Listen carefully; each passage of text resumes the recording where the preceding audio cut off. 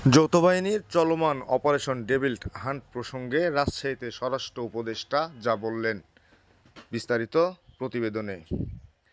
সোমবার 10 ফেব্রুয়ারি বেলা 11:30টায় রাজশাহী জেলা প্রশাসক কার্যালয়ে রাজশাহী বিভাগের আইনশৃঙ্খলা ও নিরাপত্তা বিভাগের কর্মকর্তাসহ কৃষি বিভাগের কর্মকর্তাদের সাথে মতবিনিময় করেন স্বরাষ্ট্র উপদেষ্টা লেফটেন্যান্ট জেনারেল মোহাম্মদ জাহাঙ্গীর আলম চৌধুরী। এ সময় তিনি বলেন, অপারেশন ডেভিল হান্টে কোনো নির্দোষ ব্যক্তি যেন শাস্তি না পায় সেজন্য সব ধরনের ব্যবস্থা গ্রহণ করা হয়েছে। এজন্য একাধিক কমিটি করার কথাও জানান তিনি।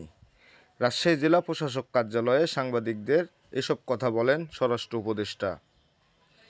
স্বরাষ্ট্র উপদেষ্টা বলেন, ডেভিল নির্মূল না হওয়া পর্যন্ত অপারেশন ডেভিল হান্ট চলবে। এই অভিযানে পুলিশের কর্মকর্তারাও নিস্তার পায়নি। যতদিন ডেভিল মুক্ত না হবে ততদিন অপারেশন চলবে বলেও জানান তিনি। মতবিনিময় সভায় পুলিশের ঊর্ধ্বতন কর্মকর্তা, রাজশাহীতে দায়িত্বরত সেনা, বিজিবি, র্যাবের ঊর্ধ্বতন কর্মকর্তারা উপস্থিত ছিলেন। আসগর আলী সাগর, ফক্স নিউজ বিডি, রাজশাহী।